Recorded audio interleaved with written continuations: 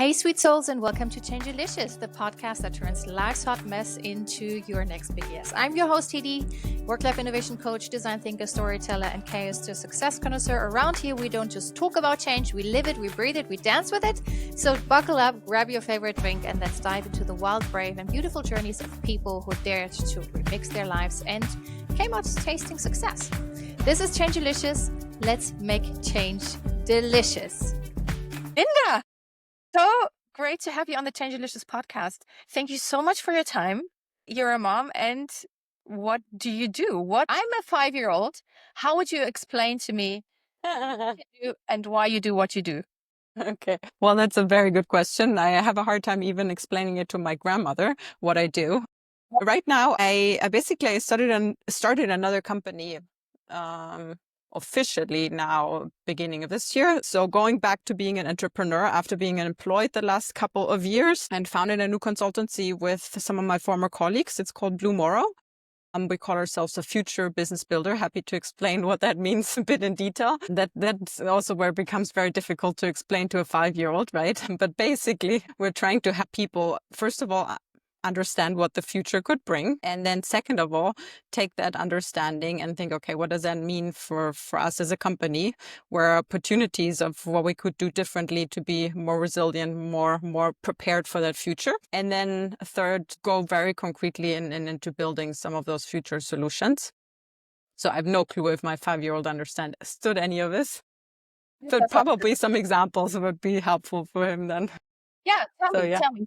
So who do you work for, and what's the process? If you're telling them the solution, or are they coming up with their own solutions? Well, it depends. We never come in as an industry expert, right? So never as a subject matter expert, but rather industry agnostic, but more with knowing how innovation, foresight, venture building works. So really more with the methodology experience. And the starting point really depends. It can be ideally starting off at a very strategic level. We have quite a very good foresight team. They mainly sit actually in Berlin. So I come to Berlin every once in a while to go and visit them. And here it's about before building anything is really thinking, okay, how is the environment changing?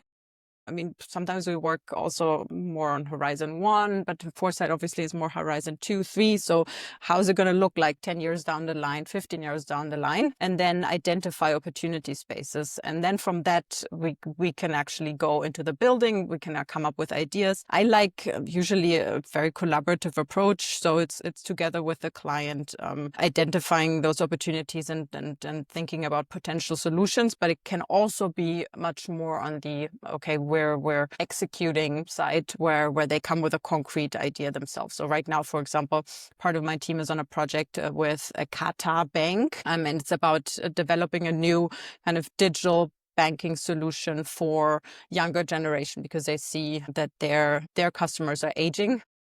So they're no longer actually answering to the needs of the younger generation in their 20s, 30s. So we're building basically a digital bank for them. But we're starting in this case, which is good, at the very beginning with understanding very strategically what are trends, right? How is the world developing? And then also talking to consumers, a classic human-centered approach of understanding their needs, their pain points.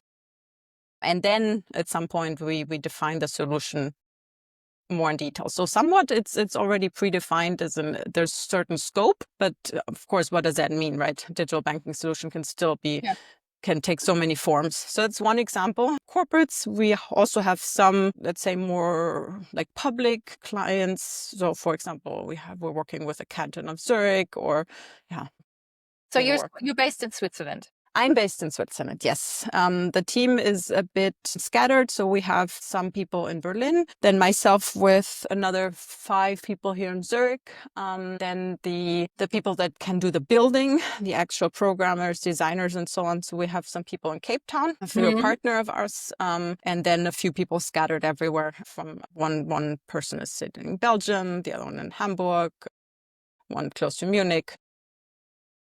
Linda, how come you went from employee? Because I think that is a question a lot of people might ask you. I want to break out of the 9 to 5 wheel. I want to do my own thing. And I've known you since over 10 years. You've always been this doer. So we've met at university. I was your lecturer, which feels off today completely. That's great. It was great. I learned a lot. I think you have a background in economics, or weren't your parents some kind of entrepreneurs already? So tell me about your DNA. Who are you to say, okay, you know what? I need to change the situation and do my own thing. So I think there's a couple of factors. Maybe I'm just going back generally for where I'm coming from. Yes, my parents have both been entrepreneurs their entire life, really diverse, like really diverse. My mom started off as a surgery nurse. Then I think she did a training in art therapies. Later, she started her own graphic design agency. She worked with my dad for a while in an event agency, then a graphic design agency. Then with a friend, she opened a soup kitchen. And then after a while, she's like, okay, I'm done with this. When was it, in her 50s or so? And now she would love to be employed again to not be so stressed with entrepreneurship all the time. And she went back to being a surgery nurse. So now she's working as a surgery nurse again.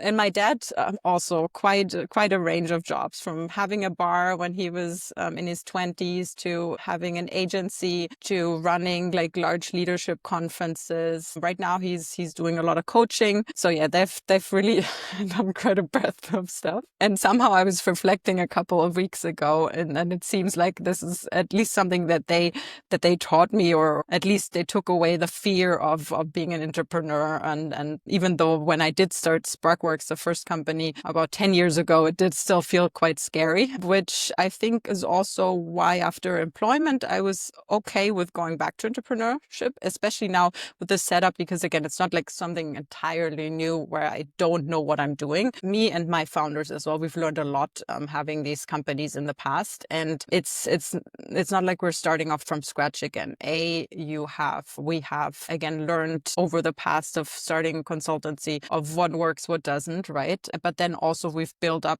client base, we've built up very good network of team members that we can rely on, and that helps a lot. Plus, at the moment now with the new company, I have 3 co-founders, and we can share a lot of responsibility between the 4. So I'm much more relaxed than what I used to be with Sparkworks. I feel somehow, I guess I proved to myself that I can do it. And so if the second time around, like if it works, great. If it doesn't, it's okay, right? So in that sense, yeah, I've matured or just more relaxed now. Plus, I think being a parent also helps. You have to make priorities, and yeah. So that's where my journey.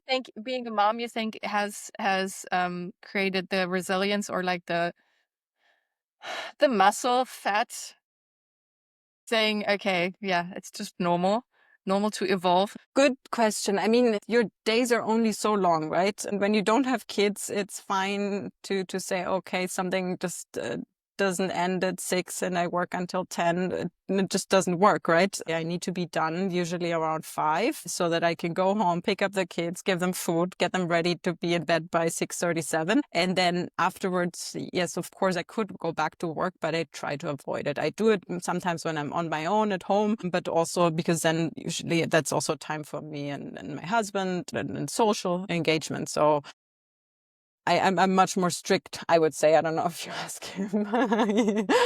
Much more strict with how I spend my time or how much time I can spend. And then what doesn't get done that day needs to get done another time, right? I mean, that's how it is. Is it also better done than perfect, or is that not your scope? Good question. I would call myself a perfectionist in many ways. And I still do think that I like doing things properly. I got a comment from one of my colleagues the other day that I think one of my strengths is actually trying to still balance both speed and quality. So I think over time, because I've done many things a lot of times, right? I know what quality needs, and then I'm pretty quickly, and obviously AI and tools help a lot, right? Yeah. But yeah, I mean, there's certain things I can still get lost in. And so, yeah, then it's a question of priorities or again, saying no or postponing or delegating. Yeah. Why do But you I have to say, delegating is not as easy now. Again, back in the small team, one of the things that I miss in the large company when we were 500 people with Creative Doc, then there's an HR function. There's a legal team, there's a marketing team, and so on. And now we're back to doing everything ourselves. So I'm doing marketing, even though I'm not a marketing expert per se, right? But as a founder in a small team, you have to get your hands dirty and then do everything again. what are the downs of this kind of setup as you do now? Sort of breeze through it, but what else is really something that you're like, oh, I'd love to go back to being To employed, corporate, like your being mom. employed. Yeah, I think for her it's really good. Also at the point of life where she is in her setup, she now has no night shifts or stuff like this or on-call shifts anymore. And so when she finishes at 4, she's finished, right? And then she still has quite a nice rest of the day. And now she could be retired, but she only limited her work to 3 days a week, and now she always has a long weekend. I think for her it's a great setup where she still earns some money and at the same time has something to do, right? And for me, yeah, I mean, that also not financially, I'm much less worried than I was with Sparkworks 10 years ago. But of course, you're responsible again for a bunch of people's salaries. One of the scary things of starting off rather quickly with Blue Morrow is that we have, at this point, we're 6 months in and we already have quite a lot of people. Not all of them are full time, but we have a lot of running costs at this point. There's, of course, that I would say that downside of the responsibility that comes with it. I'm, again, more relaxed with it now than I was, because there's only so much that you can do, right? You can do business development as you do and put a lot of effort in getting new clients and projects. But then at the end of the day, it works or it doesn't. But yeah, that's one disadvantage, I would say. Then, as I mentioned before, I think you can get lost in a lot of operational things. Luckily, we also have a CFO who takes care of, I don't know, salary payments and stuff like this, and contracting and so on. But still, there's still a lot of little things, right, that you're dealing with operationally when founding a company and being an entrepreneur. And some of them is, again, paperwork is never fun. It's not fun to do taxes for yourself personally, and it's not fun to do the stuff for a company. So Upsides. What are the upsides for you personally? Why did you go out and say, okay, it's done? The well, world needs me I another mean, other way. there's two. I think there's a push and a pull here. The push from the company I was before was I've been there now for three years, got to where I could get within the company and that I didn't see much of a future there. That's one kind of push from leaving Creative Doc. And then, I mean, of course, there was different opportunities. As okay, do you go into a different employment or do you start something new? And one of my colleagues from Creative Doc, who also founded and sold his company to CD, he initiated kind of the discussion of we have a great group of people here. We enjoy working with each other, and we have we see from the market, from the clients that they need our kind of work. So it'd be a pity if everyone just leaves and goes their own way.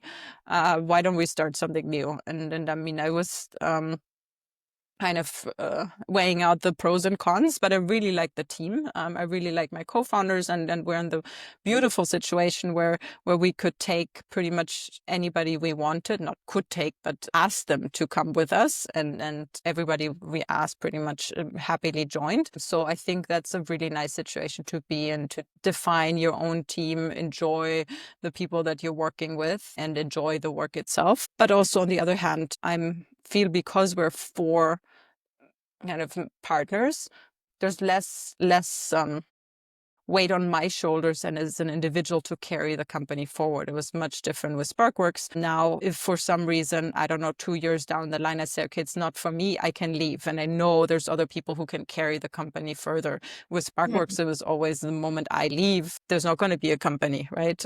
So that was a lot of kind of responsibility and limited me to, okay, what do I want to do instead of what's best for the company? So I think I have a bit more freedom still to consider at the end of the day, consider where I stand and what I want to do.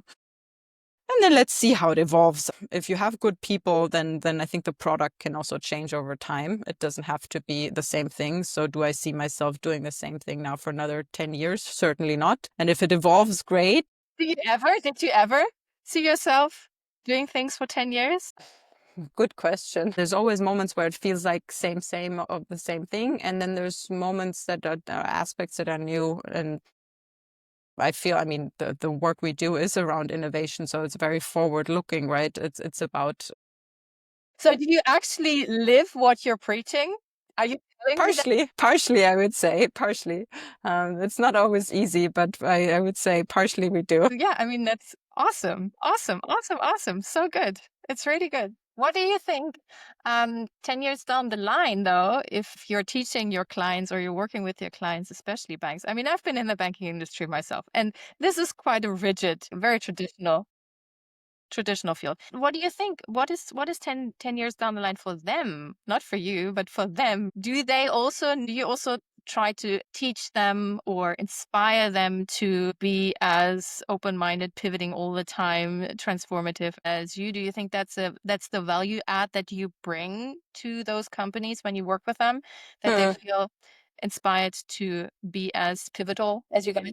Good question. I mean, if you call yourself a consultant, and by the way, I originally have a design background. So when we started Sparkworks as a consultancy, my colleague was always saying, okay, no, it's a consultancy. I'm like, no, I don't want to be a consultant.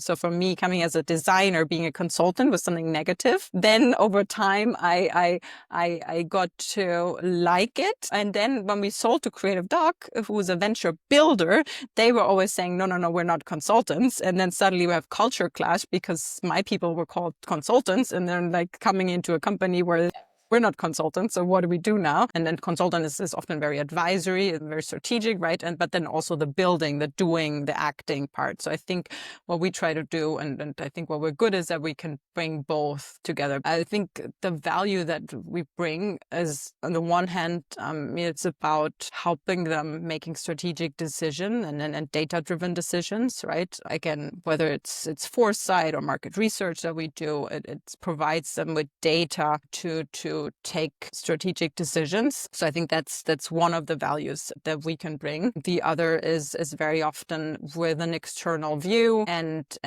some of the kind of expertise and how to run these processes. We can accelerate their innovation activities, accelerate execution, kind of challenge existing structures or processes, bring in best practices. So it's really about kind of speeding up corporate innovation cycles in a way. So that's another value. Then, yes, I mean, you mentioned kind of capability building. Of course, it's also one of the things that we like doing when we are able to work with a client very closely. Innovation is not a one-time thing, right? So it's not like you do it once and then you're good, but you need to do it continuously and in a very structured and systematic manner. We're very happy to also think of not just where do we want to go, but also like how do we actually innovate as a company.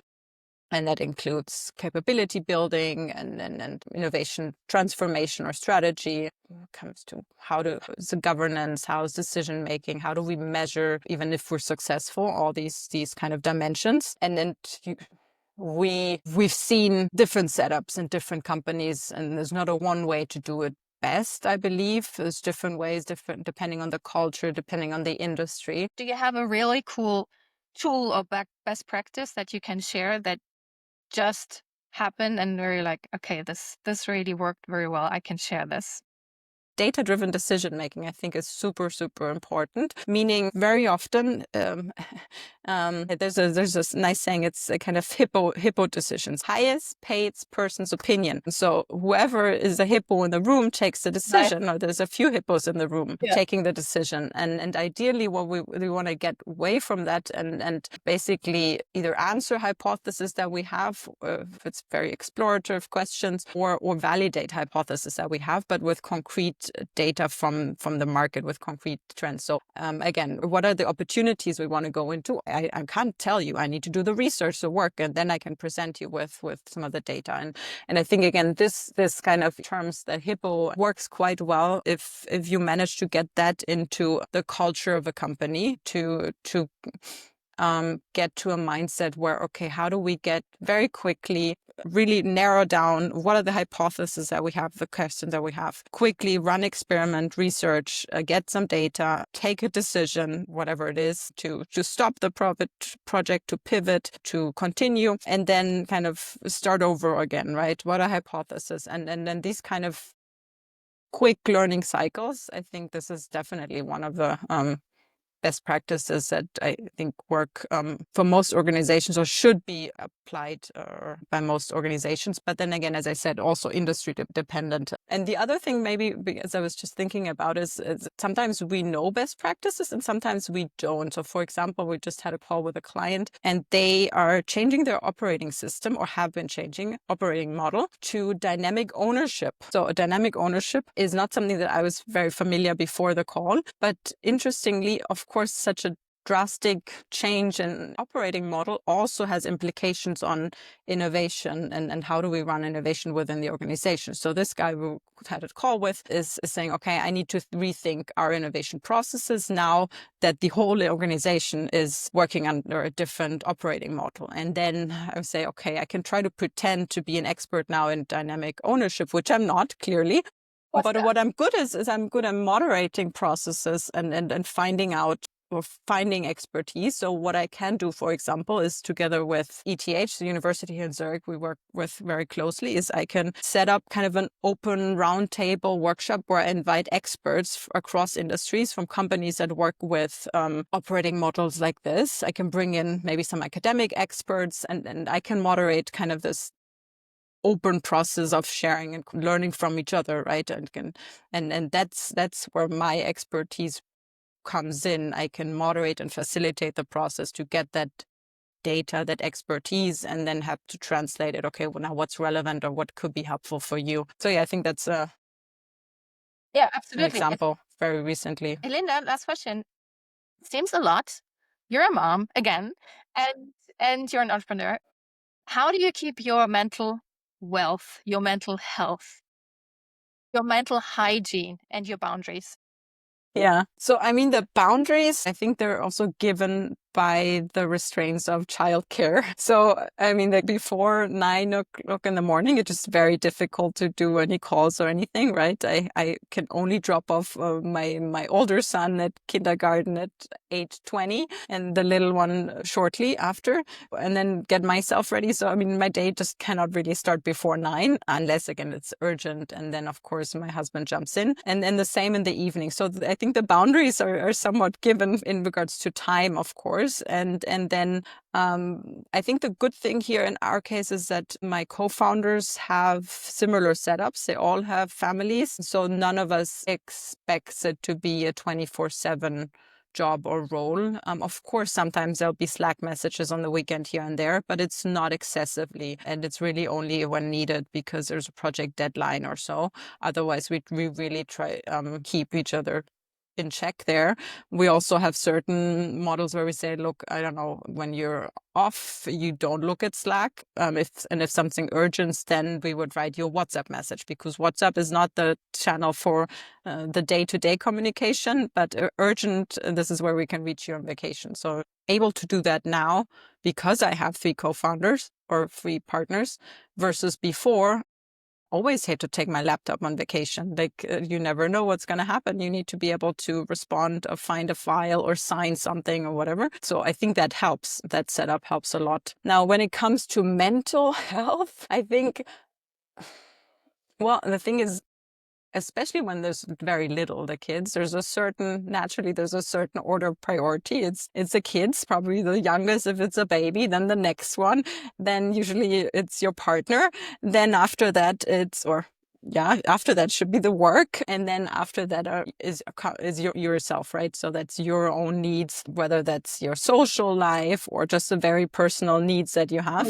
So I think the ladder of priority is one comes as a mom comes very low, maybe 5th place. So I just need to make sure that that you create space for it. So for example, I mean, I think the first year for my second, when she would not take the bottle and I still breastfed her for the full year and had to run back and forth between Kita and work, then there was no time or energy for myself. Now, after when she was a year, stopped breastfeeding. I also went back. Okay, now I do regular sports, and I don't have the energy to do it in the evening. On the weekends here and there, I will do, and then I want to spend something with the family.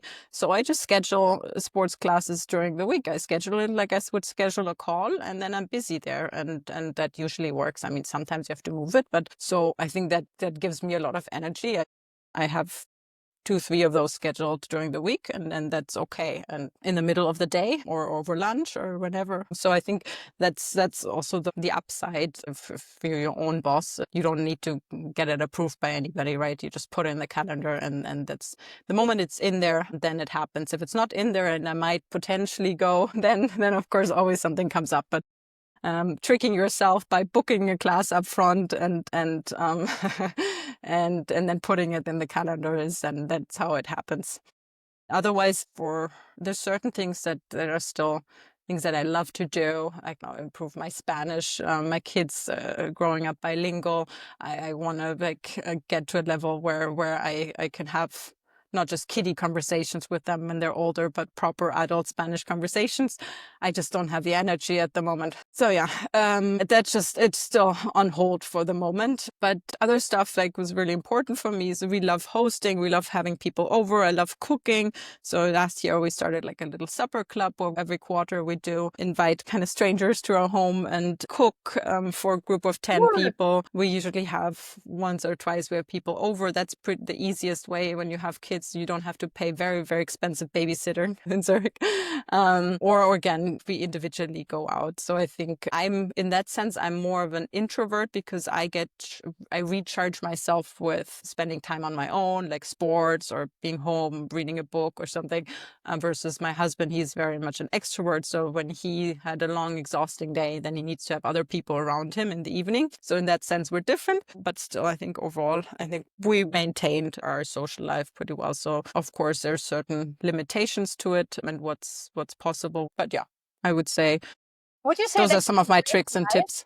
Like, how dare me with 2 kids, a husband, and a running business. And you just do it. So I just want to know from that perspective, again, what makes you do this? I want to jump into your brain right now.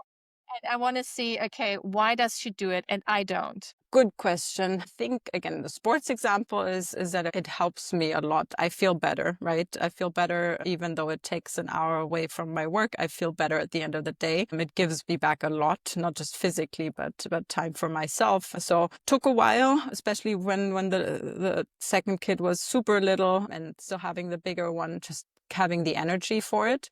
But then the routine obviously helps. The routine helps. And then these little tricking yourself into, again, a class, you need to book it up front. And if you cancel it less than 24 hours, you don't get it back kind of thing, these things. But otherwise, I think my husband is really in German, you would say Lebemensch. He experienced his father dying pretty young when he was a teenager, and his father being a workaholic and not really enjoying life at all. And kind of his takeaway from that was trying to live the opposite, right? Living in the moment and